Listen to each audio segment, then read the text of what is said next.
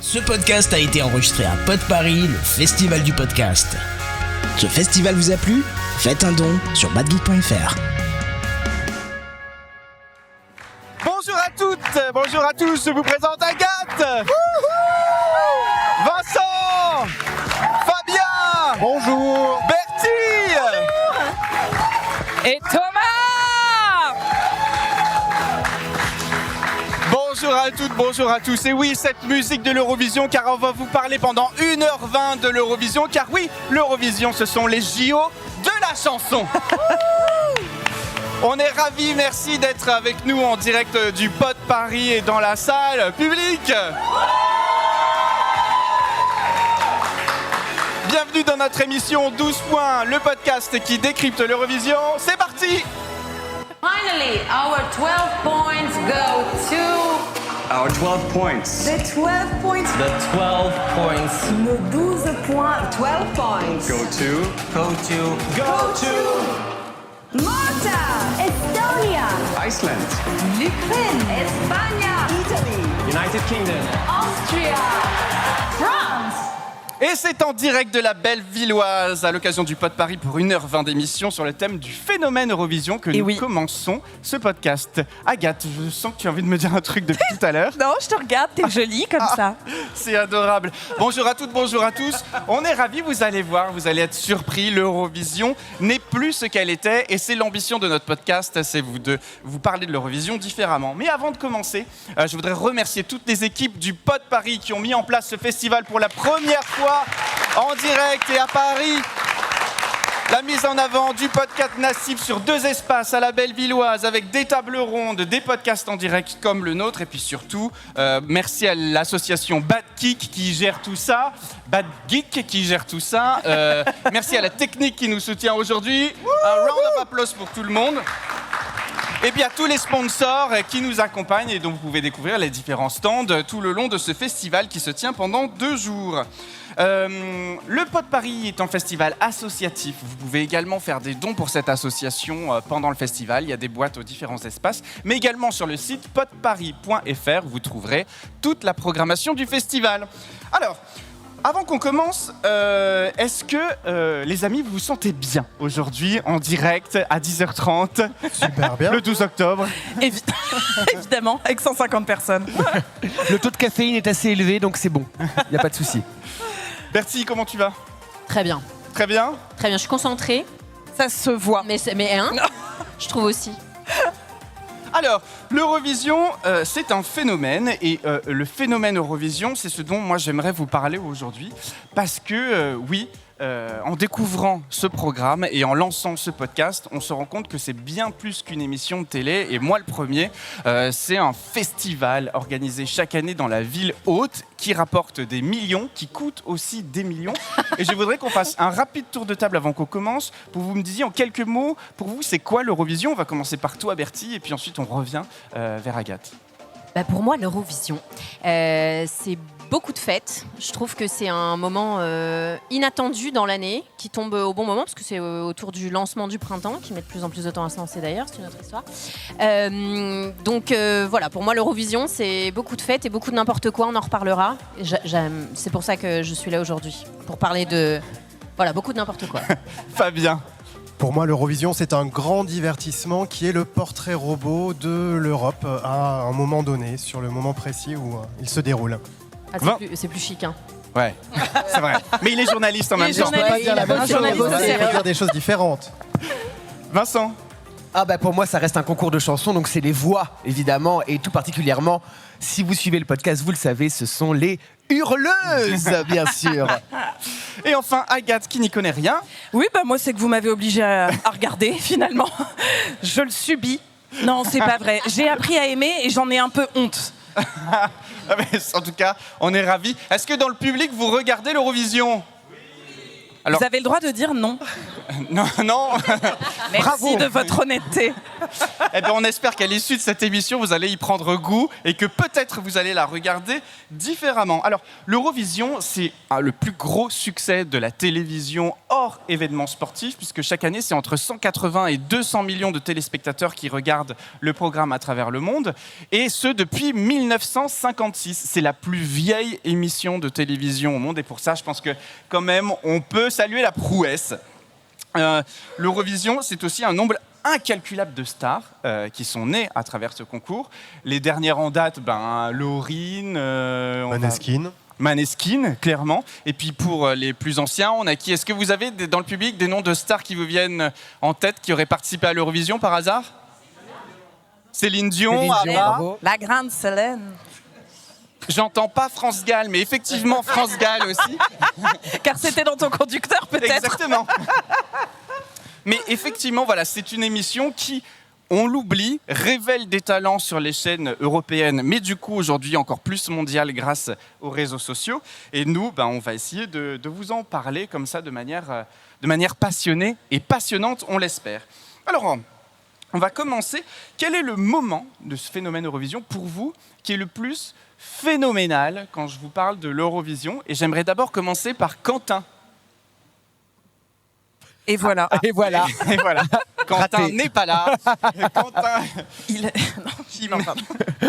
Quentin est notre spécialiste politique et géopolitique dans l'émission, et malheureusement, il a été foudroyé dans la nuit par la courante. Par un virus. Et du coup, il ne va pas être là. Donc, mais on l'embrasse. On l'embrasse très fort. On va quand même parler de géopolitique. Qui peut essayer de prendre Oui, parce que je pense que Quentin aurait dit la géopolitique, en fait. Et je pense que... Quentin aurait dit, vraiment, petit ange.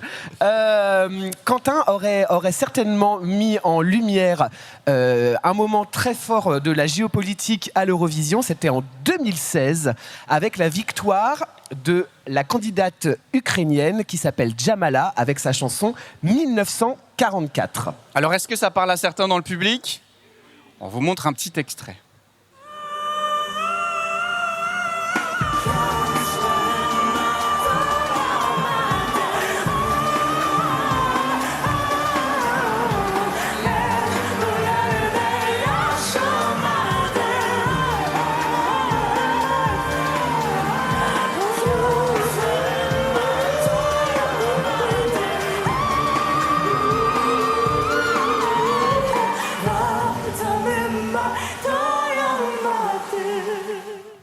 Alors, devant 180 millions de téléspectateurs, forcément, certains pays qui ont les projecteurs sur eux à ce moment-là de l'année vont forcément vouloir passer des messages. Vincent, est-ce que tu peux nous en dire un peu plus sur cette prestation de Jamala?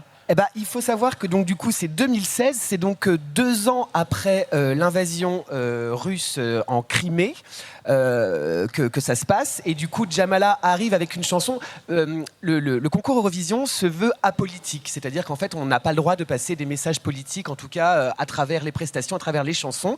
Et donc, du coup, il y a toujours ce petit bisbille, on le sait, de grandes tensions géopolitiques au concours de l'Eurovision.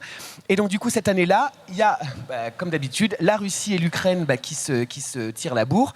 Et donc, du coup, Jamala arrive avec cette chanson qui est politique de toute manière, en fait, parce qu'elle parle en fait de l'invasion de la Russie en tatar de Crimée, si je me trompe pas. Et donc du coup, c'est pour ça que finalement ça a été validé, parce que c'était les Tatars de Crimée et non pas du coup l'invasion de la Russie en Crimée en 2014. Et c'est pour ça qu'elle a pu chanter cette chanson-là en tout cas. Et donc dans ce contexte hyper tendu, et tout au long d'ailleurs de cette édition 2016, le candidat russe, la candidate ukrainienne sont vraiment au coude à coude, et finalement c'est Jamala qui remporte cette édition avec cette chanson. Mais au-delà en fait du message, on peut aussi voir la prestation qui est une très grande voix, une émotion à fleur de peau, quelque chose qui touche forcément, et visuellement quelque chose aussi qui est assez bouleversant. Donc je pense que c'est pour ça aussi qu'elle a gagné. Exactement, elle a gagné cette année-là. Fabien, l'impact de la géopolitique dans le concours, comment on le mesure encore aujourd'hui sur la scène de l'Eurovision ? Ah bah là, on l'a vu cette année, c'était le parfait exemple et peut-être l'année où la géopolitique s'est le plus exprimée à l'Eurovision avec la participation d'Israël. Est-ce que c'est une chanson politique, pas politique? Les manifestations qui se sont tenues donc à Malmö. Malmö qui est la ville de Suède où il y a la plus grande communauté palestinienne aussi. Donc c'était pas... on va dire, un concours qui s'est déroulé de manière banale. Il y a eu beaucoup de tensions, il y a eu encore aujourd'hui des choses qui ne sont pas réglées avec des délégations qui ont demandé à l'UER, donc l'Union européenne de radio-télévision, de prendre des dispositions pour être plus serein. Enfin, voilà, en tout cas qu'à l'avenir, les artistes puissent être plus sereins pendant le concours. Dans les coulisses, il y a eu des choses pas très cool qui ont eu lieu. Il y a beaucoup de rumeurs, beaucoup de choses qui ne sont pas confirmées, mais on sent Nemo donner une interview là, il y a 15 jours à la presse britannique et disait « J'ai toujours pas eu de réponse aux questions que j'ai posées et ça commence à tarder un petit peu ». Donc on sent qu'il y a des choses à dénouer et que peut-être l'Eurovision, enfin l'UER, va devoir revoir cette notion de concours apolitique, puisque par essence, ça c'est ce que je répète toujours, la musique peut être politique, on peut faire passer un message, un artiste peut représenter lui-même et peut représenter plein d'autres choses aussi, et l'Eurovision c'est la vitrine pour un pays, donc c'est ce que veut montrer le pays. Si un pays un peu belliciste, si un pays comme la Russie par exemple participe en 2015 avec une chanson très pacifiste, c'est pas non plus un hasard, voilà, et c'est pour ça que c'est pas très bien passé non plus.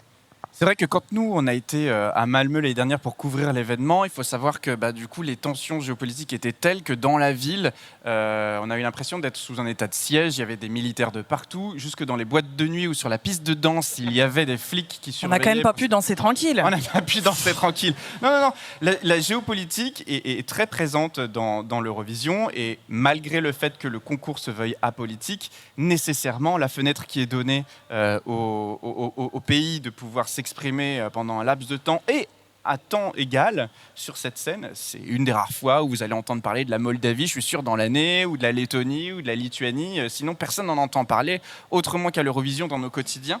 Donc forcément, certains utilisent cette plateforme pour s'exprimer nécessairement. La chanson d'Israël l'année dernière, pour autant, moi je la trouvais sublime. Je vous propose qu'on la revoie, qu'on réécoute un petit extrait, parce qu'elle mérite aussi d'exister pour ce qu'elle est.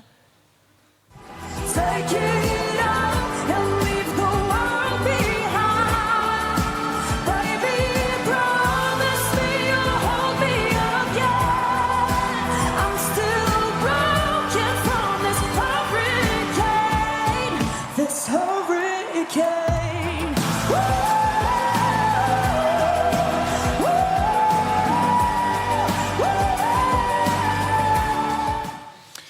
Et qui délivre aussi un message. J'adore cette chanson.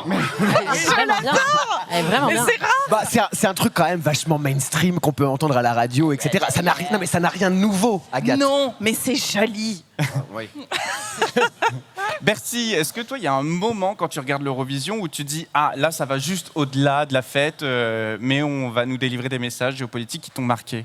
Vraiment, comme vous, cette année, typiquement, quand on a regardé la performance d'Israël, on entendait, on devinait que dans la salle, ils étaient en train de, la régie, de tout régler pour essayer qu'on n'entende pas les huées de la salle, mais ça se sentait, quoi. C'est-à-dire que même devant la télé, quand ils essayaient de faire semblant que tout allait bien, je trouve que ça transparaissait quand même. Ouais, c'était d'une violence en live. Quel dommage. Ouais, vraiment. Et au moment de l'annonce des points, après, et c'est là qu'on s'est dit, wow, ramener les paillettes et les boléros fluo, là, ça va pas du tout, cette histoire. On est là pour un concours de chansons, et c'est là que tu te dis, pas que. Dommage. Exactement. En 2015, on a eu aussi le début justement des systèmes de son anti-huées pour la télévision, où, pour essayer de couvrir au maximum les moments comme ça un peu dérangeants, suite à la prestation 2014 de la Russie qui avait déjà été huée. En 2015, ils ont mis en place ce système à l'UR qui n'est pas probant, hein, il faut Ça marche pas. l'avouer. Ça marche pas de Le ouf. brevet n'a pas été accepté, Non je mais crois. si en quand fait. même parce que vraiment Si, dans si. la salle c'était chaud. Ouais, pour Là, ça allait quand Israël, même ça a mieux été quoi. très atténué cette année. Ouais, vraiment. Voilà. Et après, ils l'ont pas atténué pour Martin Osterdahl quand il a dû annoncer, Martin Osterdahl qui est le superviseur exécutif de l'Eurovision, donc qui surveille que tout se passe bien. Le chef. Voilà, le big boss. Et comme les Pays-Bas avaient été disqualifiés dans l'après-midi, c'est lui qui a annoncé les points du jury néerlandais. Et il s'est fait copieusement siffler. Et là, du coup, et d'ailleurs, c'est Nemo, le Suisse, le Suisse, qui a obtenu les 12 points et qui ne célèbre pas. Enfin, il y a vraiment un moment de tension, flottement. constant de flottement Il y a durant cette séquence. Il y a eu du drama cette année. Hein. Il y a eu du drama Oh là cette là. année. Mais vous savez quoi, nous avec 12 points, on va essayer un peu de redorer le blason de l'Eurovision et on va rendre ça festif. Et surtout, qui mieux qu'une personne qui n'y connaît rien pour nous parler de l'Eurovision? Et oui.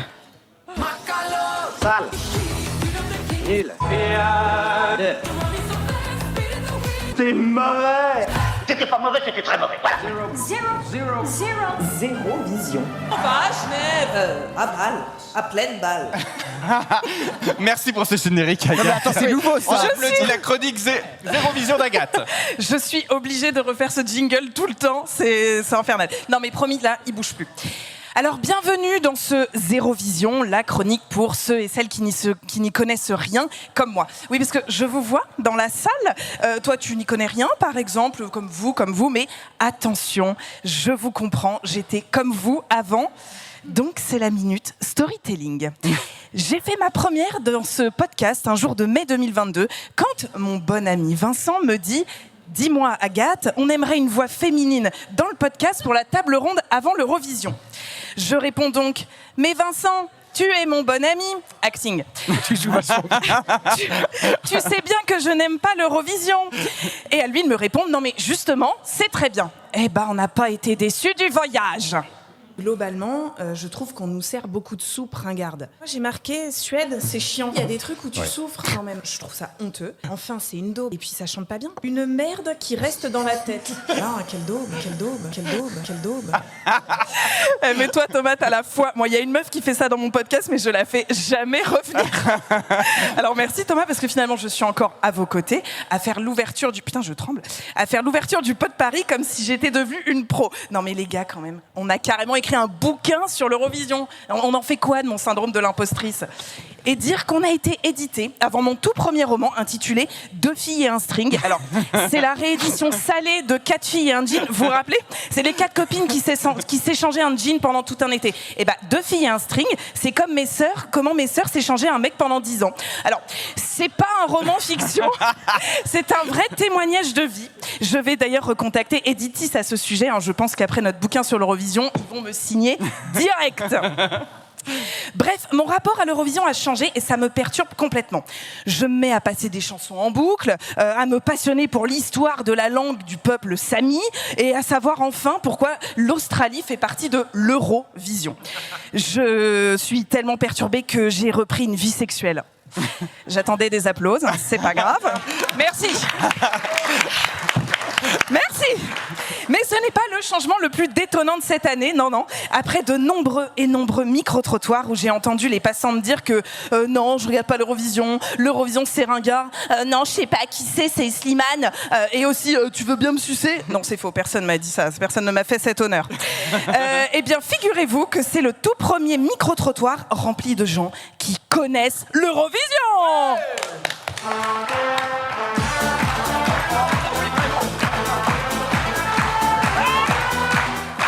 Allez, on écoute ces témoignages rares. Marie-Myriam. Bilal Hassani, oui, bien sûr. J'aime bien celle qui fait la grosse poule, là, d'Israël. France Gall. La performance de Slimane cette année, elle était trop bien. Ouais. Ah oui, on l'aimait trop quand on l'avait vu. C'est Requiem de Alma, mais c'est il y a très longtemps. Mais Dorine, oui. Ah, il y a Maneskin aussi, ils ont fait l'Eurovision. Oui, en Italie. Le monsieur qui était déguisé en femme. C'est un genre qu'on ne voit pas souvent et ça m'a plu. Bon, alors attendez, faut pas non plus crier victoire trop vite. Est-ce que vous regardez l'Eurovision? Très rarement. Une fois par an? Non. Et dernièrement, non. Seulement quand c'est les performances de la France. Cette année, j'étais en voyage pendant l'Eurovision, je peux regarder. Pareil, je peux pas regarder. Une chanson qui t'a marqué, une performance? Non, pas vraiment, je me rappelle plus trop en fait, j'avoue. Bah oui, non, mais j'ai eu peur quand même, hein, j'avais plus mes repères. Bon, malgré tout, pour la première fois, avec ce panel, ils étaient étrangement lucides. Il y a peut-être un petit côté ringard par rapport à, excusez-moi, mais par rapport à aujourd'hui. Enfin, les jeunes, quand ils vont voir des concerts, c'est plus ça qu'ils regardent. Les Français, nous-mêmes, on se dit genre, oh, ils sont nuls. On s'auto, en fait, flagelle par rapport à ça. Et je pense qu'il faudrait changer quelque chose dans la mentalité des Français, c'était la fin de la phrase. Changer quelque chose dans la mentalité des Français. Elle y va fort. Hein. On changerait quoi notre orgueil, notre arrogance, notre défaitisme. Alors, parenthèse, pour écrire cette chronique, j'ai cherché ce que les Européens pensaient des Français. Et voici ce que l'Europe se demande. Pourquoi les Français ne parlent pas anglais I don't know what you are talking about. Pourquoi ont-ils besoin de changements dans leur façon de gouverner Ça pareil, I don't know what you are talking about. Et enfin, la question qui brûle les lèvres de nos amis allemands, pourquoi les Français ont-ils un gros nez ? Je n'ai pas d'avis sur la question. Et donc, Quentin, qui devait être là ce soir, ça n'avait rien à voir avec son nez, il fallait que je lui dise absolument que je suis tombée sur sa mère pendant le micro-trottoir. Est-ce que les prestations sont uniquement liées à la chanson ? Est-ce qu'il n'y a pas des enjeux géopolitiques, etc., qui permettraient de favoriser certaines nations plutôt que d'autres Voilà, c'est quand même fou, hein. Paris est grande et il fallait que je tombe sur sa mère. D'ailleurs, autre fun fact, dans la rue, quand on fait le micro-trottoir, souvent on laisse les micros allumés qui enregistrent. Et vous savez, les gars, à quel point j'aime me foutre de votre gueule en fin d'année ? Oh non ! Vous tremblez, hein ? Non, ne tremblez pas parce que je me suis dit que c'était pas hyper juste, donc je me suis dit je vais me foutre de ma propre gueule. Voilà, c'est moi qui me suis tapé la honte. Voici ce qui s'est passé hors antenne. Est-ce que tu veux des enfants ? Ah non. Bah tu sais que plus le temps passe, moi j'en veux. Hein. Plus je me rends compte que c'est la société qui m'a dit d'en avoir. Non mais je disais pour l'interview parce que voilà. Voilà. Merci Thomas. Le mec est archi pro, je raconte ma life. Donc je crois maintenant que je suis bien obligée d'admettre que l'Eurovision est en effet un phénomène, mais pas autant que nous chez 12 points. Oui, nous sommes des phénomènes et tant pis si on ne parle pas anglais. We are des phenomenon. Je dirais même plus des female phenomenon. Bravo.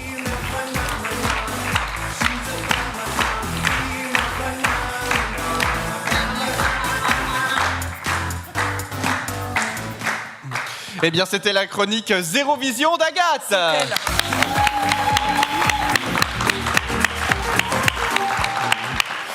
Merci, c'est à chaque fois un bonheur. Un bonheur, merci à toi. Alors, on continue de parler du phénomène Eurovision, et cette fois sous le prisme des tubes, car, ou plutôt... Les tubes. Les tubes. Les tubes. C'est les tubes. Oui, parce que, évidemment... Sur le conducteur, c'est marqué les tubes. Quand on a écrit le livre, c'était marqué les tubes. Exactement. Parce qu'on pense que l'Eurovision, c'est ringard, ou que c'est dépassé, etc. Et pour autant, vous seriez surpris de vous rendre compte du nombre de tubes qui sont sortis de ce concours. Et je vais tout de suite te donner la parole, Agathe. Ah oui. Quel est pour toi le tube qui te fait le plus vibrer de l'Eurovision? Alors, vibrer, faut pas déconner. Mais c'est une chanson qui me fait croire en la vie. C'est sans surprise Queen of the Kings de Alessandra. Qui connaît Queen of the Kings, Alessandra? Voilà. Ah, quand même. Ça fait plaisir. Elle est chambée. Allez, on y va.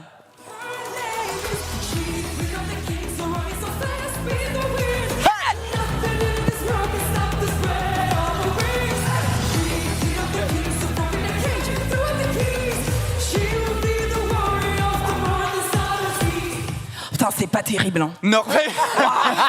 Norvège 2023, t'exagères. Oh putain, j'avais oublié cette mise en scène, c'est terrible. Non, en vrai, pas grand-chose ne va, mais tu sais, c'est ces chansons un peu guilty pleasure, tu vois. Tu l'écoutes le matin pour avoir la pêche et te dire « Ouais, je suis une femme et je vais y arriver dans la vie. Moi aussi, je suis Queen of the Kings. » Ridicule. Mais ça marche. Écoute, c'est tout ce qu'on demande à la musique, finalement. Ça marche pour marcher dans la rue aussi, je pense. C'est avec ton gay walk un peu. C'est ça. Fabien, est-ce que toi, tu as un tube de l'Eurovision que tu aimerais nous partager aujourd'hui? Un tube qui m'est particulièrement cher puisque j'aime beaucoup la culture populaire italienne. Je vais parler de Nel blu di Pinto di Blu, Volare, plus connu sous le nom de Volare à l'international, qui a été 3e à l'Eurovision en 58 et qui est devenu le plus grand succès international de la chanson italienne. Donc vraiment dans le monde entier et tout le monde est capable de si on regardait cet extrait de l'Eurovision 58? Oh là là. Volare, oh, cantare, oh. Nel blu degli occhi tuoi Ah, je connais pas très bien les paroles. felici. Mais c'est écrit là. Hein.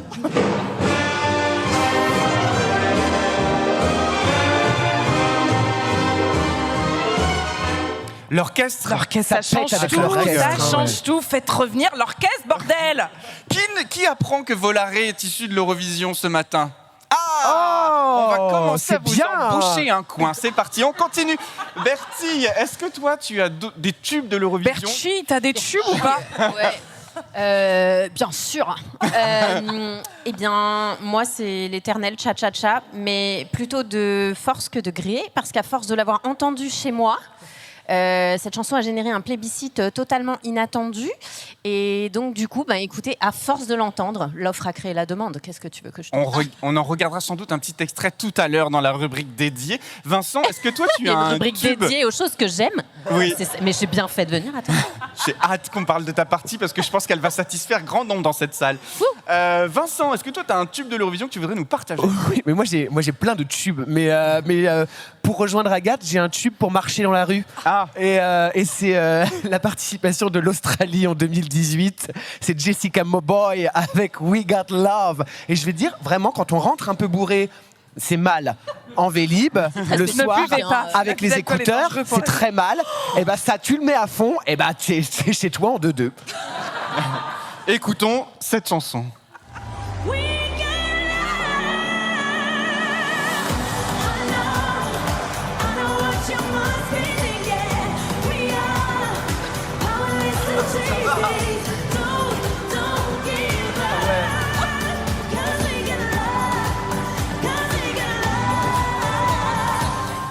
Mais puis, pardon, excuse-moi, le message don't give up. Tu sais, quand t'es un peu down et tu vois chaque fois t'es genre, mais oui, Jessica, bien sûr, je vais réussir, je vais y arriver. Moi aussi, je suis puissant. Voilà, pardon, je Oui, m'énerve. Mais c'est vrai que la version studio, vous l'écouterez sur vos plateformes, est géniale. Ne le faites pas. Le live, Elle avait la voix très fatiguée. Tout le monde était très fatigué. Vincent, c'est quand même... Ça, c'est pour moi une grosse daube de l'Eurovision. C'est pour Oui, ça parce qu'Alessandra, c'est pas de la daube. N'essaye même pas. moi j'ai envie qu'on parle du tube des tubes de l'Eurovision. Pour vous, c'est quoi le tube des tubes de l'Eurovision? ABBA, Waterloo, Ouais. évidemment. Vous savez en quelle année? Oui, s'il vous plaît, j'en ai quand même fait une 74. chronique. Est-ce qu'on se ferait pas un petit plaisir et qu'on regarderait cet extrait? Allez, Jamais vu, vas-y.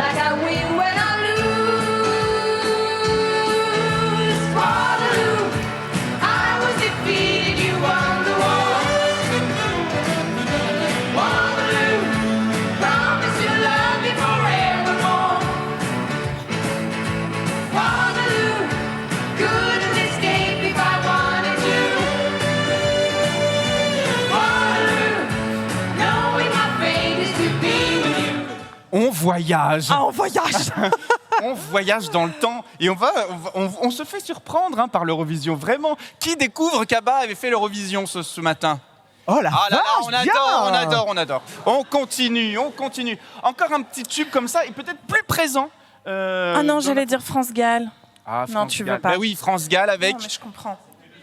Poupée de cire, poupée de son, oui, exactement, qui Il y a- gagna en. il y a- Non, évidemment, en 65. ouais. Il y a la chanson la plus diffusée en radio sur les radios françaises l'année dernière, Oui. qui est la chanson gagnante de l'année dernière. Et c'est Tattoo de Lauryn qui a été un succès justement. Voilà, après- Rétroactif, voilà, ouais, enfin, tout à fait. rétroactif, donc qui a fonctionné en France, donc d'où le fait que les gens qui disent les chansons de l'Eurovision, il y avait un article de Libé qui avait fait ça en disant les chansons de l'Eurovision, elles ne sortent pas de l'Eurovision. Lauryn, Maneskin ont montré que si les chansons trouvent le public, le plus grand public encore après. Et ça a été une trend TikTok aussi, Lauryn. Ah, c'est pour les jeunes. Mais c'est vrai qu'il y a aussi des chansons qui ne gagnent pas le concours, mais qui performent grâce au réseau. Il y a notamment Snap de Rosaline, que tout le monde a pu entendre sur TikTok. Ah bah, et, Sur TikTok. En effet, c'est un réseau pour les jeunes. C'est tic-tac-toc, oui, c'est ça. Merde, Oui. j'ai dit quoi? TikTok. Ah, mais écoutez, Mais t'as peut-être un concept, Mais hein, je sais pas. Il est tout Rosaline, rouge, pareil, le Snaps. pauvre. Ouais. je sais pas ce que je dis. Mais Snap, ça te dit rien, Snap? Si, mais t'as dit c'est la meuf Snap. PQ. C'est la meuf possible, Ah, non Snap, pardon. Oui, j'ai dit le Snap. truc avec... Ah oui, quand elle fait ça. Oh non, mais ça, c'est... Enfin, j'aime pas. Pardon. Non, j'aime pas du tout. Mais quand même, on parle de l'oiseau et l'enfant. Ah, Quand évidemment. même. L'oiseau et l'enfant. Qui est le dernier tube Dernière français, victoire de la dernière France, victoire de la France. en 62.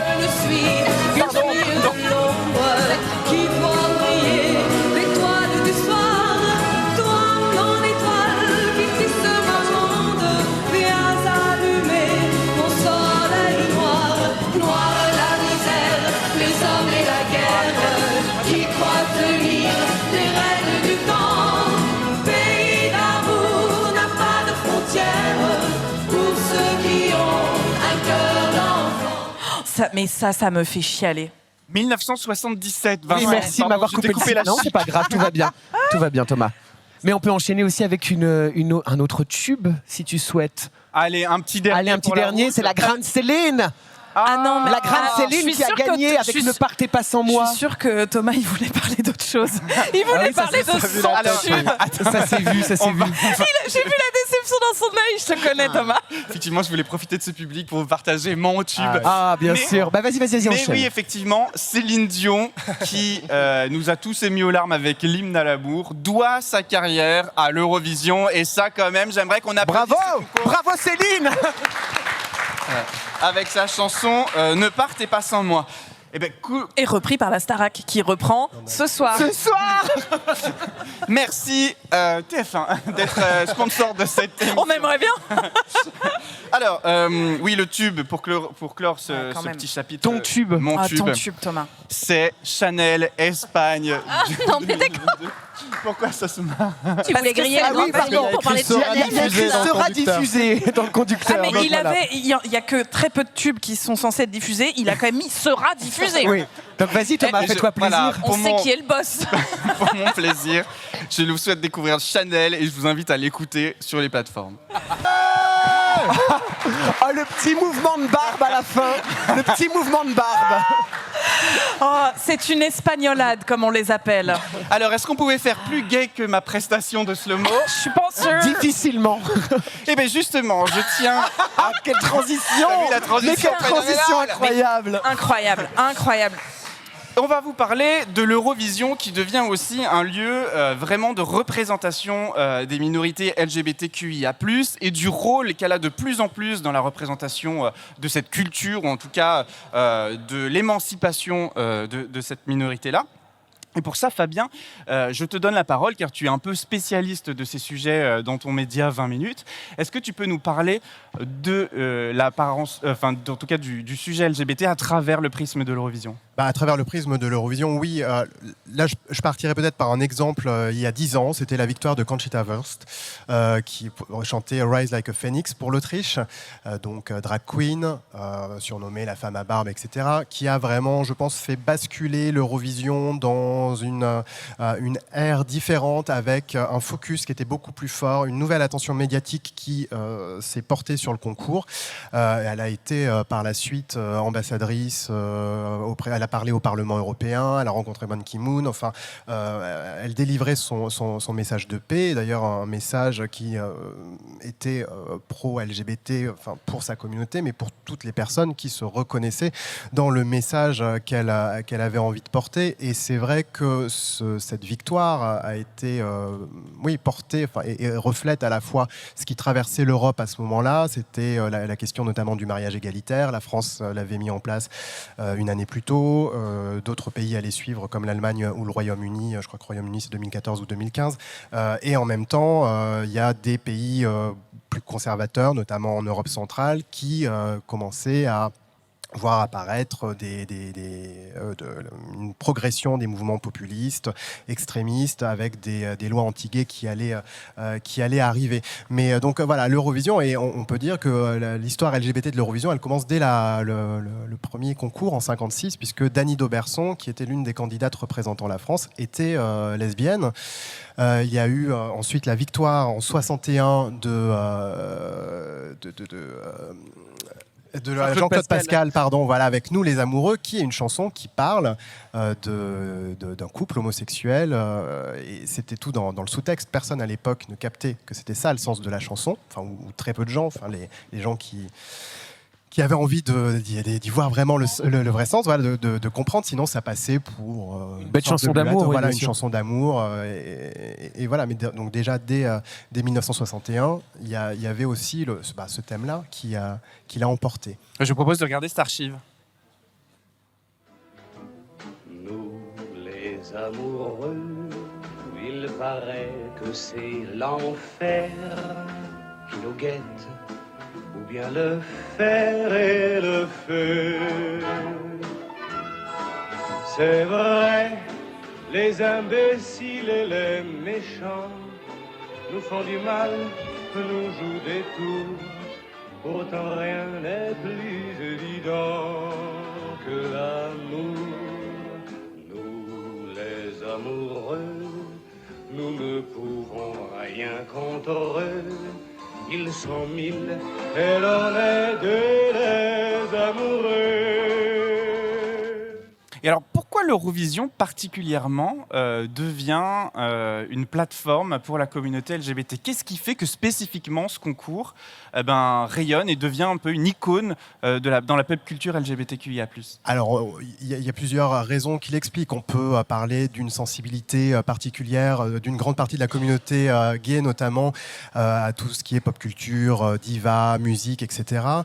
Et tout ça qui s'est allié avec les mouvements qui ont eu lieu à l'intérieur de l'Eurovision, qui au départ se tenaient dans des salles avec un public très restreint, et puis les années 90 sont arrivées. 1997, le premier candidat ouvertement gay, Paul Oscar, qui représentait l'Islande, donc il a fallu attendre 1997. 1998, victoire de Dana International, une chanteuse trans israélienne, qui là aussi a gagné à une époque où les personnes trans n'étaient pas médiatisées comme elles le sont aujourd'hui, qui faisait face, Dana International, à la transphobie, comme hélas doivent encore y faire face aujourd'hui les personnes trans. Et donc il y a eu ces participations qui ont montré que comment dire, c'était un safe space, ou en tout cas un espace où les minorités, notamment sexuelles, pouvaient être visibilisées, célébrées. Et donc au même moment, dans les années 90, les salles sont devenues plus grandes, on a commencé à faire le concours dans les arénas, à faire aussi voter le public, donc ce qui a donné d'autres résultats en termes de typologie de vote. Et tout ça a suivi. Mais c'est vrai qu'en 2002, il y avait le groupe Tattoo, qui était des fausses lesbiennes. C'était un duo qui se présentait comme un duo lesbien, et donc c'était bien sûr... Elles nous ont bien blousé, celle-ci. Et à l'époque, elle disait on va s'embrasser sur scène. Et ça faisait très peur à l'UER, qui disait non, il faut que ça reste un programme familial. Donc on voit que même au sein de l'institution qui organise le concours, il y a eu une évolution, et à partir des années 2010, on va dire, l'UER, l'organisation, a complètement accepté et fait d'elle les valeurs, notamment progressistes, pro-LGBT. Ça devient, il y a des running gags souvent dans les présentations, notamment quand c'est la Suède qui organise. Il y a des références à Grindr, à la communauté LGBT, etc. Et voilà, et donc c'est des espaces où plein d'artistes peuvent s'exprimer en étant elles et eux-mêmes. Et voilà, c'est une plateforme aussi pour ces identités-là. Et le dernier en date, c'est Nemo, qui remporte l'année dernière le concours avec sa chanson The Code, qui se présente comme vraiment premier artiste non-binaire sur la scène de l'Eurovision. Je vous propose qu'on regarde du coup un extrait de sa victoire. Ah oui. On a beaucoup aimé sa victoire.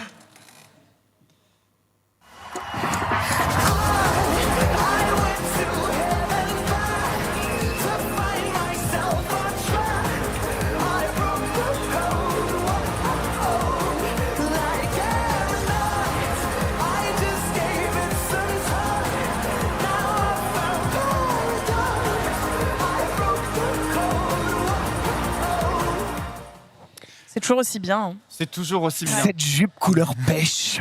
En hommage à Céline Dion. C'est sûr. Alors, le sujet de la représentation LGBTQIA+, fera l'objet d'un de nos épisodes au mois de juin cette année, dans cette saison 4 de 12 points. On vous invite du coup à nous écouter. Mais jusqu'au mois de juin. Voilà, il faut qu'on... Exactement, abonnez-vous. Tenez bon. Le mec, il a son programme sur 4 saisons encore. On n'est pas prêt de partir, visiblement. Mais comme il faut avancer dans cette présentation best-of de ce qu'on fait dans 12 points, on va passer à ce qui nous nourrit quand même clairement quand on parle de l'Eurovision, c'est les prestations what the fuck. On le sait tous, on aime parler de l'Eurovision parce que... Il y a des amateurs et amatrices dans la salle, visiblement. Hein. Parce que ça parle, parce que voilà, on a toujours en tête une prestation un peu ringarde. Bertie, tout à l'heure, toi tu nous évoquais Cha-Cha-Cha. Pourquoi tu regardes l'Eurovision ? Ouais, pour ça voilà. Non mais attends, sinon je regarde The Voice. Ça m'intéresse pas du tout. Non, moi je regarde justement parce que c'est une émission que je ne regarderai pas le reste de l'année. D'ailleurs, je regarde très peu d'émissions. Déjà, d'ailleurs, je m'en rends compte en vous le disant, mais je regarde surtout des séries et des films. C'est la seule émission de divertissement que je regarde religieusement tous les ans. Et j'attends les paillettes, j'attends les robes qui grandissent, j'attends d'être surprise. Et je dois quand même reconnaître que, pour ceux qui regardent, je pense que vous êtes d'accord, on n'est jamais déçus quand même. Hein. Il y a toujours 2-3 moments où tu regardes autour de toi dans ton salon, puis tu te dis, non mais j'ai choisi de faire ça, quoi. Enfin, c'est fabuleux.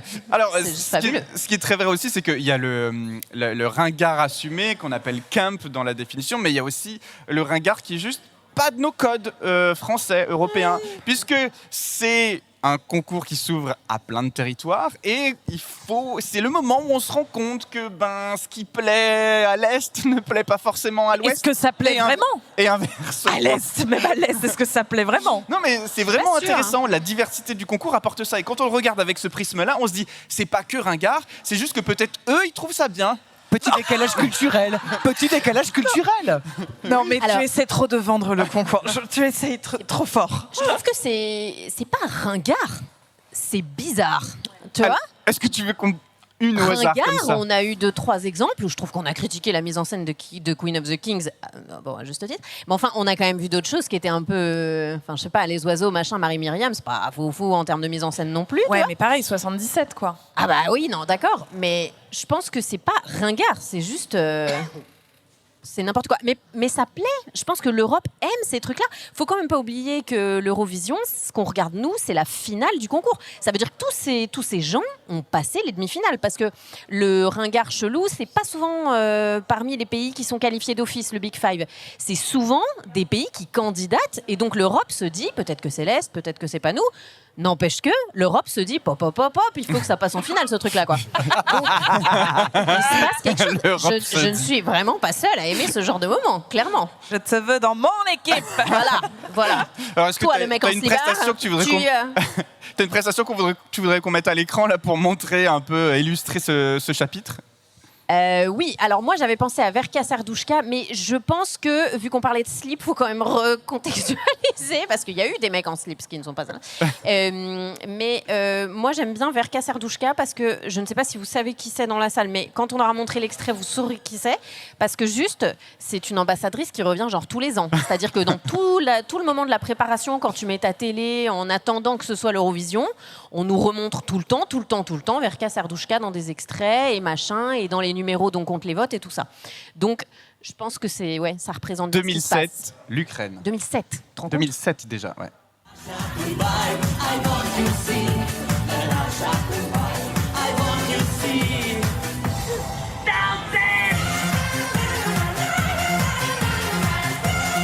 Ah là, il danse pas, hein ? Non.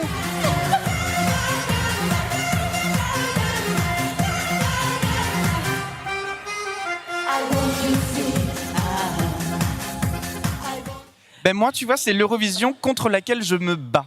C'est-à-dire que... Tu as tort. C'est-à-dire que je déteste ça, mais je déteste ça. Il y a un changement qui s'est opéré en 2014 avec Conchita Wurst et une production qui a complètement été transformée de l'Eurovision depuis 2016. Et c'est vrai que médiatiquement, on nous rabâche les années 90, les années 2000 en procès de ringardise de cette émission. Et à raison, parce que pour mettre fadé les années 90 et 2000 pour ce podcast, autant vous dire que oui, c'est nul, mais... Mais depuis plus de 10 ans maintenant, l'émission, C'est pas nul. elle s'est vraiment transformée et on a des prestations où les pays savent maintenant qu'un artiste peut faire le tour du monde, comme Maneskin, comme machin, l'un par cette n'empêche scène. Et pas du coup, l'autre. C'est pour ça que je trouve ça bizarre que tu dises je me bats contre ça. Tu peux avoir Conchita Wurst et Verka Serdushka dans le même concours. C'est ça qui est génial avec l'Eurovision. C'est que ouais, tu peux avoir des moments d'émotion comme l'Israël, là, ouh, machin, où tu te dis, bah, c'est vachement beau quand même, elle est trop mignonne et tout.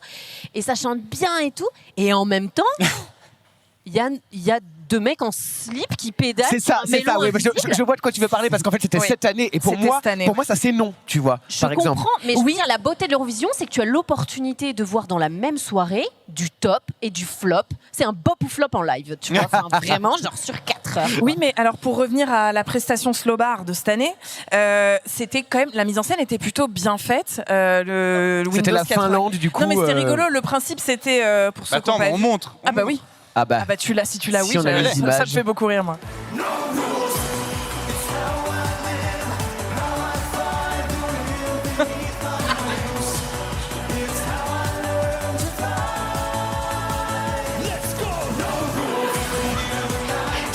ça rigole dans la salle.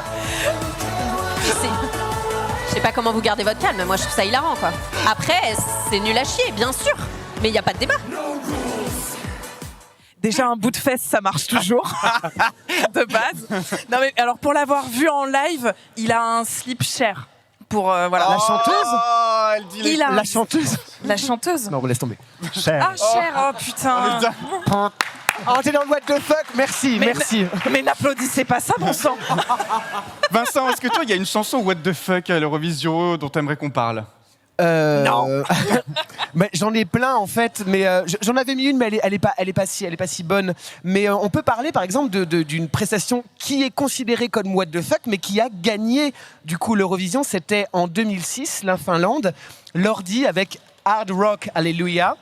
Qui, en fait, vous allez voir, je pense qu'on va passer un extrait, c'est des monstres, en fait. Et des figurines Warhammer. Et ça interroge, ça inquiète, ça fait peur, ça fait rire, on ne sait pas, mais ils ont gagné. Voilà. Michel Drucker qui commentait était en PLS cette année-là. Ouais.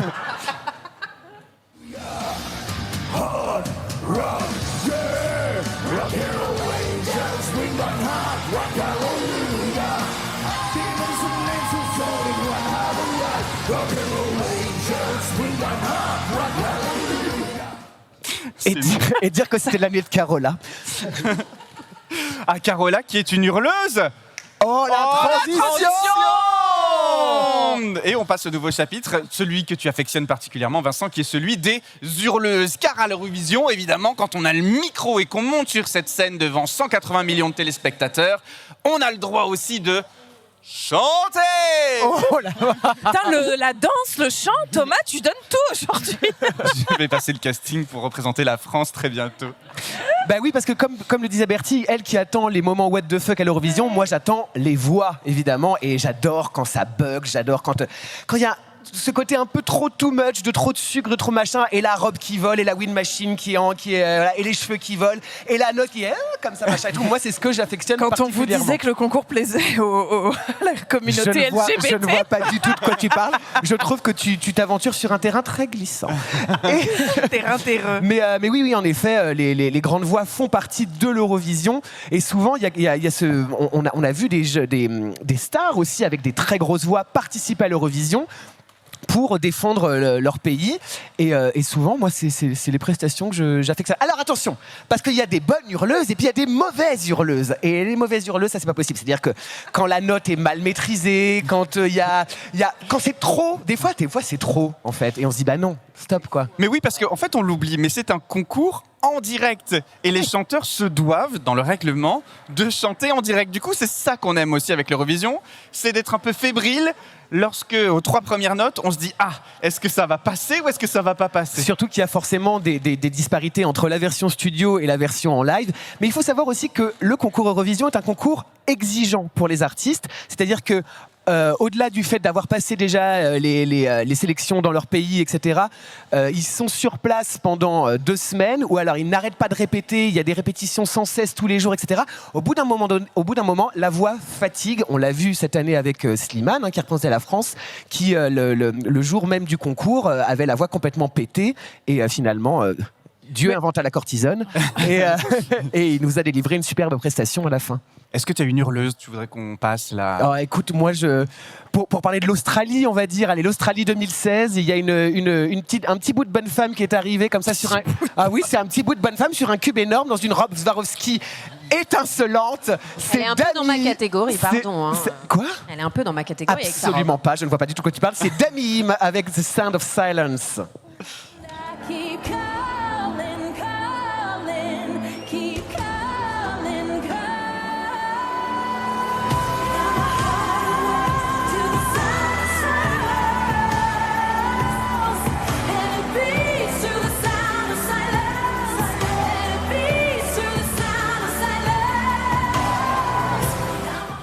Où sont passées les hurleuses? Où sont passées les hurleuses? Eh bien, bien profondément cachées. Elle a pris le même titre de chanson que Simon and Garfunkel. Oh là là, tu me l'as déjà faite celle-ci, ça suffit. Mais oui, bien sûr. Il a dit, mais c'est scandaleux, elle a osé faire ça. C'est scandaleux. Ben oui.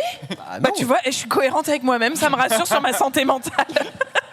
Alors, dans 12 points, le podcast, c'est évidemment une émission de conversation et de débat, mais il y a aussi des chroniques, comme vous avez pu l'entendre avec Agathe tout à l'heure et sa chronique Zérovision, et une récurrente, qui est le billet hurleuse, sans transition. Je vous propose maintenant le billet hurleuse de Vincent.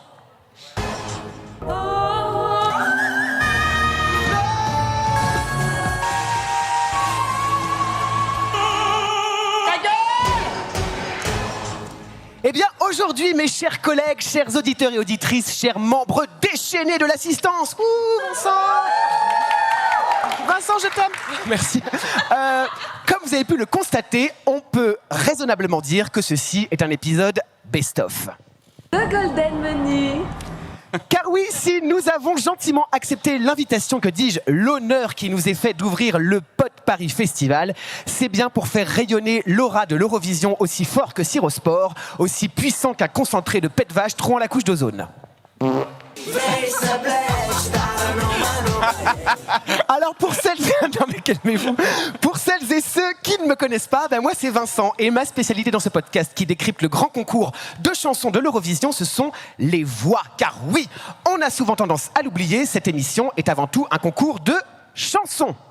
Je fais des voix. Je ne comprends pas, vous faites des voix. Oui, dame. Je fais des voix. Mais alors pas toutes les voix, attention, non. Ma spécialité à proprement parler, ce sont celles qui, par leur aura, leur classe, mais surtout leur pétoire, appartiennent au club très fermé des hurleuses. Aux oubliettes, Céline Dion et son Nina l'amour en live, pas en live. Aux chiottes, les voix fluettes qui n'articulent pas. Aujourd'hui, on remet à l'honneur la chef des hurleuses, le premier clairon d'Espagne, celle sans qui nos tympans n'exploseraient pas. Eh ben, j'ai nommé Pastora. Perdón si no supe decir que lo eras todo para mí. Perdón por el dolor. Mais alors Vincent, d'où vient-elle? Eh bien, quand Pilar Sanchez Luque, dite Pastora Soler, arrive en 2012 au grand concours de l'Eurovision à Bakou, c'est déjà une star en Espagne depuis des lustres. Elle est choisie en interne par le télédiffuseur espagnol TVE afin d'inverser la courbe des résultats plus que merdiques de l'Espagne depuis un bon nombre d'années. Les dirigeants de la chaîne d'ailleurs diront de Pastora, c'est une artiste avec 17 années de carrière, andalouse, avec beaucoup de chansons en copla et en pop à son actif. Nous voulons toutes et tous que l'Eurovision retrouve son essence. Alors à ce moment-là, on est en droit de se poser cette question fondamentale. Mais qu'est-ce que c'est que Pastora? Ah eh bah, c'est une enfant qui débute dans le métier en chantant de la copla, ce chant mélodieux très populaire en Andalousie, à grand renfort de robe à pois et autres castagnettes, tape à la vachette.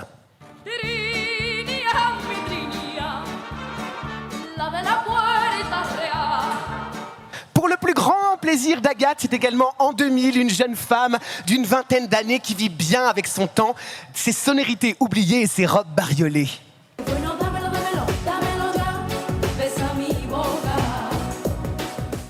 Elle alterne entre morceaux pop aux sonorités latino. C'est mauvais.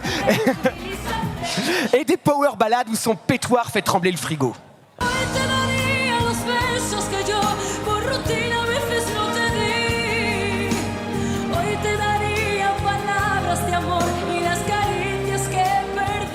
Et alors tout cela nous amène gentiment en mars 2012. Oui, il faut qu'on avance, on m'a dit pas plus de 4 minutes 30, alors j'y vais. Où lors d'un gala télévisé sur la chaîne TVE, Pastora présente 4 chansons soumises à un vote d'un jury professionnel, un télévote et un vote préalable sur Internet afin de choisir la chanson officielle qui représentera l'Espagne à l'Eurovision. Et cette chanson, mes chers collègues, vous la connaissez toutes et tous puisqu'à chacune de mes fins de soirée, je vous ai forcé à regarder la vidéo. Il s'agit bien sûr de Quédate conmigo.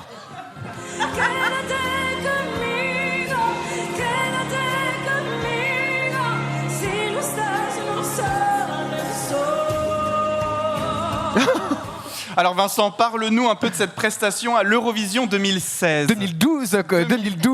Quédate conmigo, reste avec moi. C'est la power ballade par excellence. Alors un genre qu'on retrouve très fréquemment à l'Eurovision et qui, pour une fois, est loin d'être salopé par une grognasse pseudo-hurleuse. Alors, vous l'ignorez sans doute, mais cette chanson a été composée par la Rolls-Royce des compositeurs de l'Eurovision, le Suédois Thomas Gison, à qui l'on doit les tubes. Mais aussi, ou encore, et parfois, You are the best in me. Merci Tom Leb. Pastora se tient droite comme la justice en centre-scène, robe en voile immaculée, chignon vissé au sommet de son crâne, et demande pardon à l'être aimé de ne pas avoir su l'aimer alors que la scène, plongée dans l'obscurité, fait apparaître des gouttes de pluie ruisselant contre une vitre. Alors oui, c'est tout à fait le genre de chanson que j'adore me passer en boucle en pensant à toutes mes histoires foireuses. Pero si no te tengo aquí, no sé vivir. Quédate conmigo, no te vayas Jusqu'à ce couplet beuglé, maintenant que je te vois t'éloigner, je sais que je ne pourrai jamais t'oublier.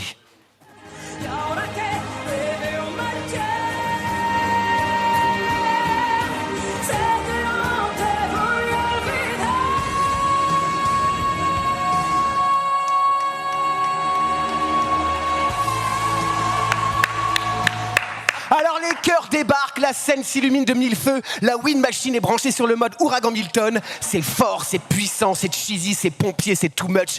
Mais putain, qu'est-ce que c'est bon.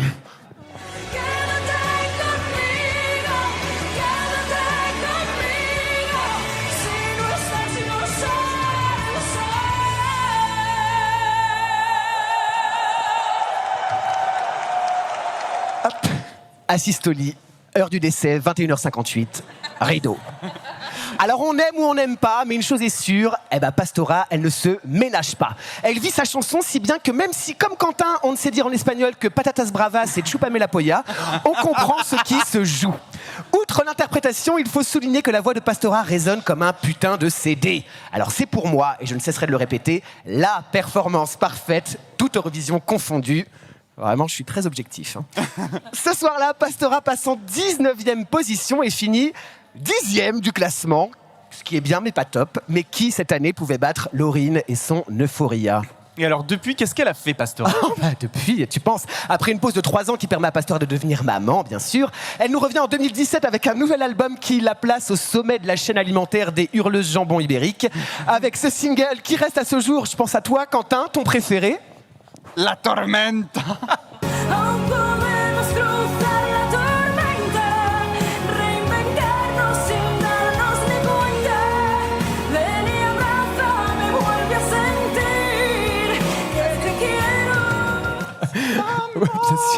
Alors un album pratiquement tous les ans, accompagné de tournées européennes qui nous amène aujourd'hui en 2024 avec la grande célébration de ses 30 ans de carrière. 30 ans, bordel. Eh ben, je vais aller la voir dans quelques jours du coup à Madrid.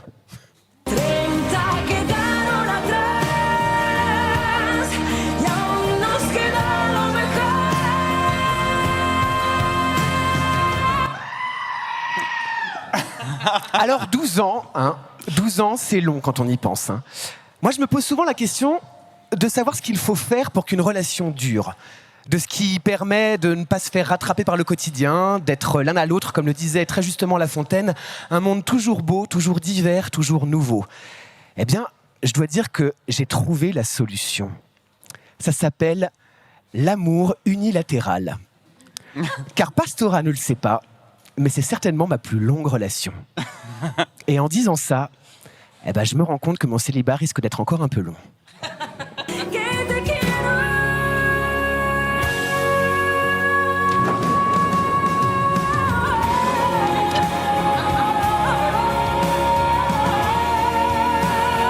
Elle a mis l'orage à la fin, elle est sympa, t'as vu?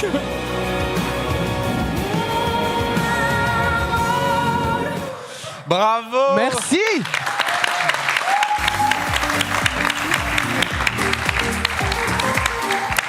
C'était le billet hurleuse de Vincent. Alors, que de talent à l'Eurovision. La géopolitique, les tubes, les stars, les LGBT, Les what the hurleuses. fuck. Il y a quand même un sujet qu'on n'a pas traversé, les amis. Lequel, Thomas? La France à oui. l'Eurovision. Ah oui, quand même. Je vous en supplie. Putain, il y a des chauvins dans la salle. Waouh. Et là, c'est pas si bien ce qu'on fait. Hein. Et là, j'ai envie d'en parler avec vous, parce que quand on parle de l'Eurovision, bah, évidemment, les premiers trucs qu'on va entendre, c'est oui, on n'a pas gagné depuis 1960. Marie-Myriam. Voilà, exactement. C'est ce que j'entends tout le temps dans les micro-trottoirs, avec cette voix-là. Marie-Myriam. Pas du tout. Merci Agathe. Je t'en prie. Vous pouvez la retrouver très bientôt au jardin d'acclimatation. Dans la rivière enchantée. Elle est bonne. On se recentre. Du coup, vous dans le public, si je devais, en dehors de Marie-Myriam, vous poser une question sur une prestation française que vous évoque l'Eurovision, là tout de suite, en levant la main, si vous avez des prestations à nous partager, ce serait... Oui. Barbara Pravi avec... Et voilà. Oh la vache. Et voilà, Barbara Pravi. Quand même, parce que moi je sais pas bien aimer mes contours.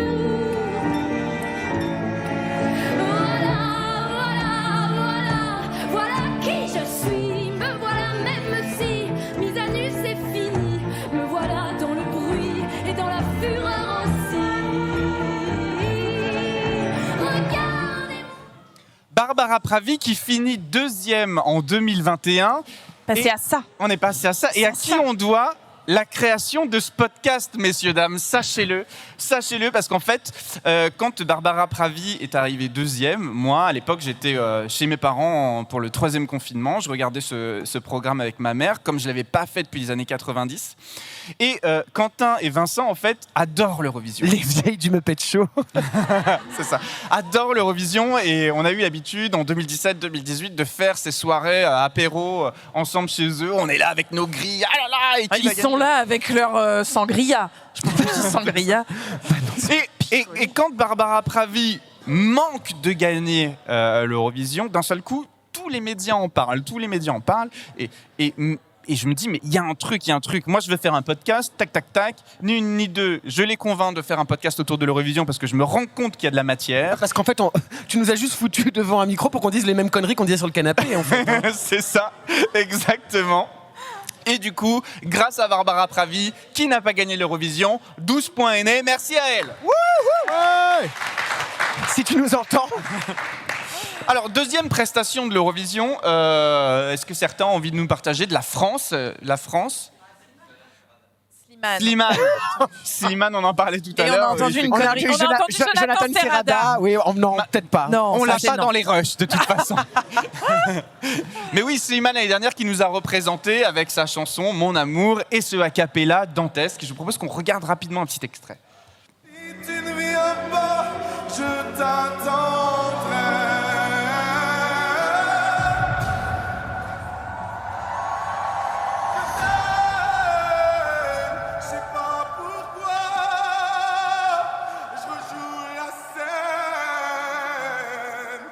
c'est toujours la même fin qui recommence, tu n'entends pas ma peine. On en fait quoi? Est-ce que tu m'aimes?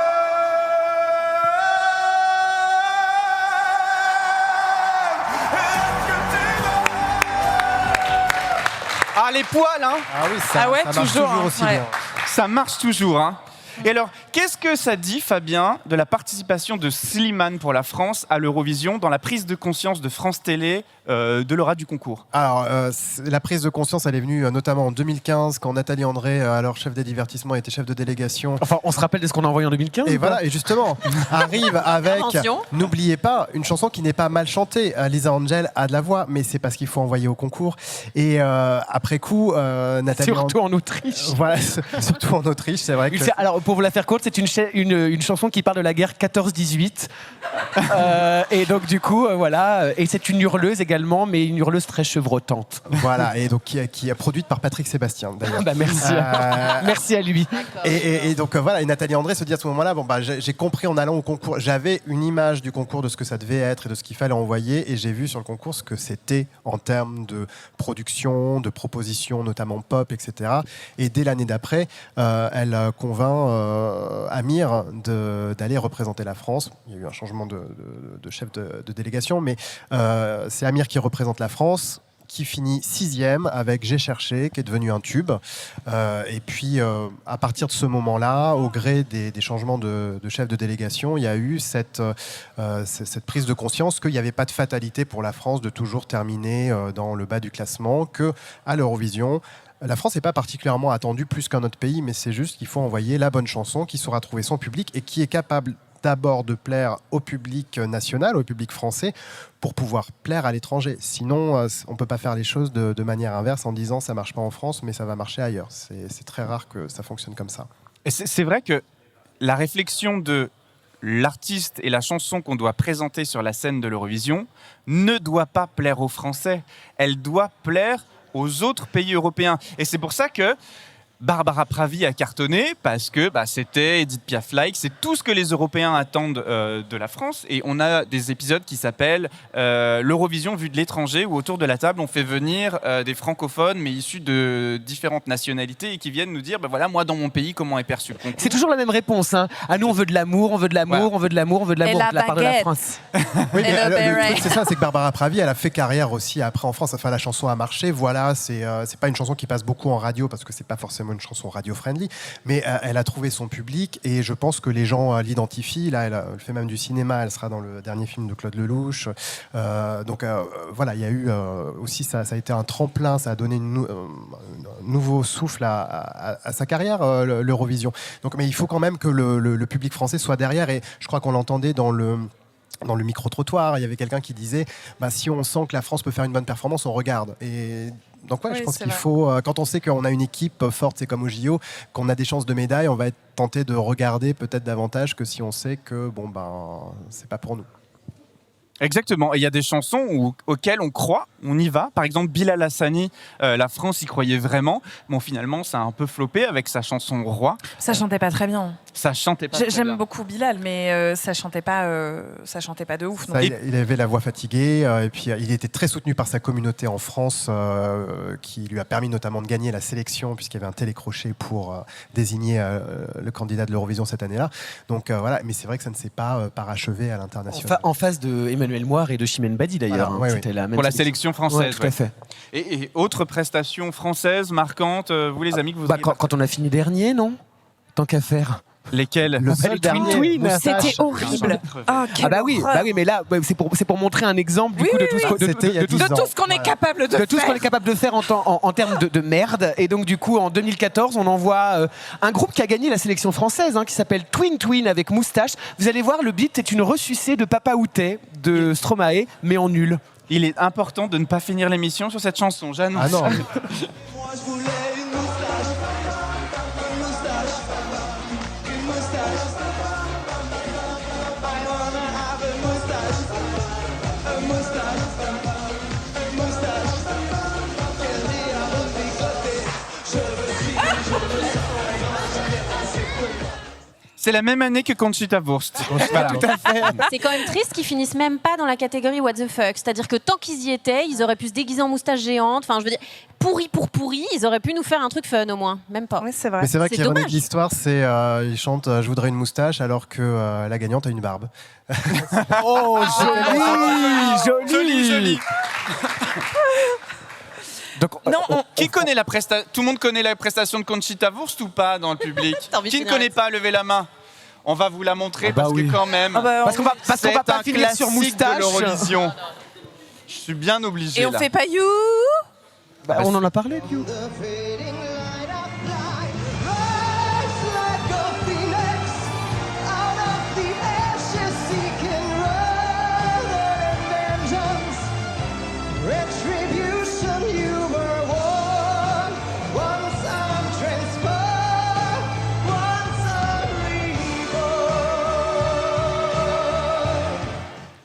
C'est la prestation qui a transformé clairement l'Eurovision, à la fois dans sa production, à la fois dans la prise de conscience des différents membres participants au concours sur qu'est-ce qu'on envoie, comment on l'envoie, et du coup qui est aussi pour nous un moteur de vous dire l'Eurovision n'est plus ce qu'elle était.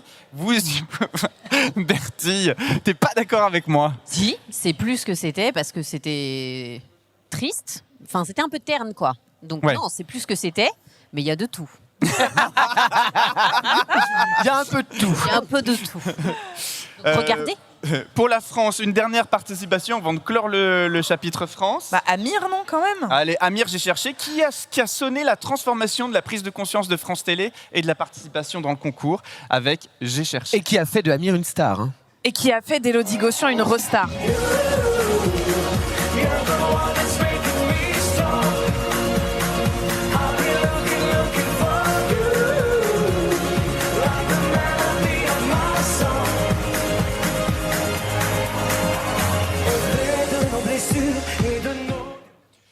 Et voilà, c'était Amir.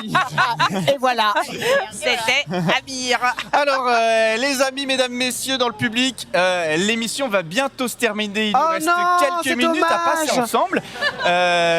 Et en tout cas, on espère que cette overview, comme on dirait en français, cette Vue générale. passage en oui, revue. cette vue générale, merci, Je de t'en l'Eurovision, pour celles et ceux qui n'ont pas regardé le concours depuis longtemps, vous a plu.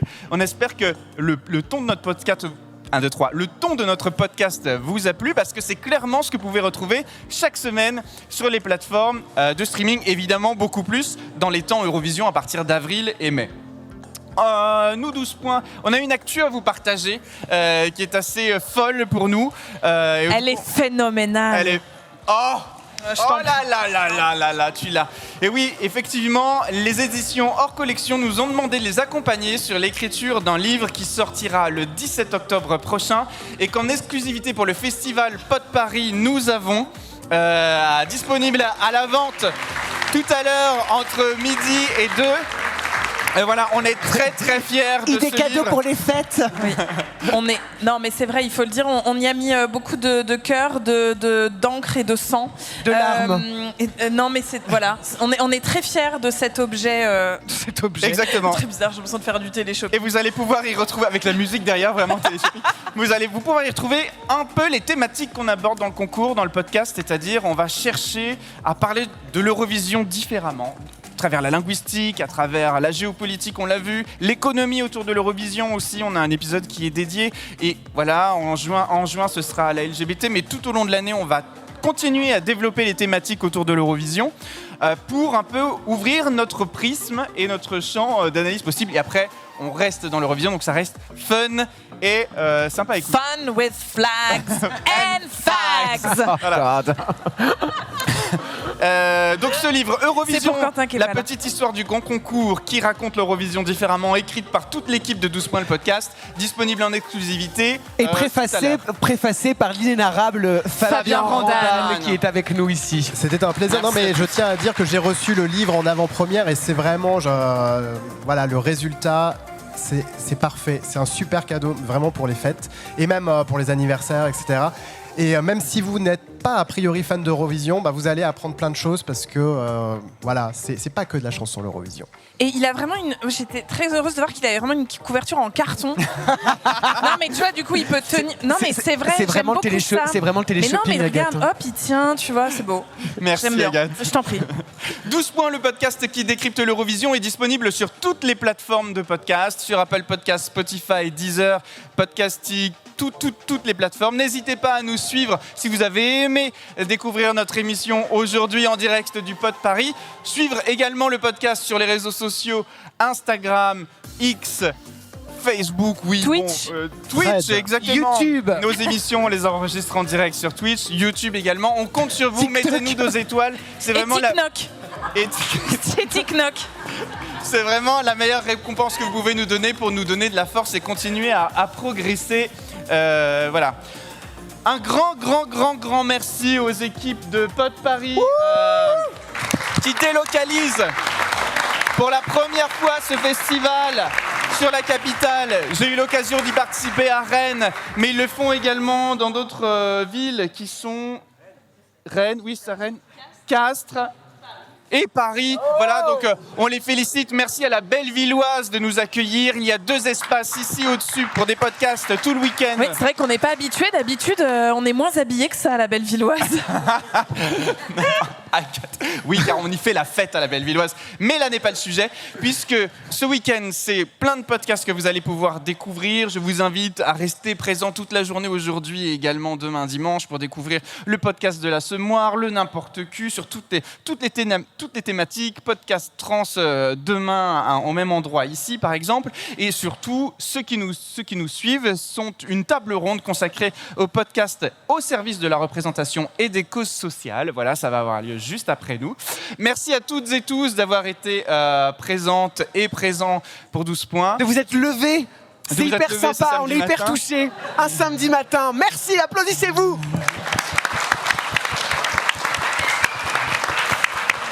Quant à nous, toute l'équipe, on reste présent dans le festival. N'hésitez pas à venir nous solliciter pour vous poser des questions sur l'émission, sur comment on fait le podcast, etc. Et puis, pour notre vente dédicace de livres dans l'espace à côté, on serait ravis de pouvoir vous dédicacer des livres. Merci encore infiniment à toutes et à tous. Merci on se retrouve très vite. À très bientôt.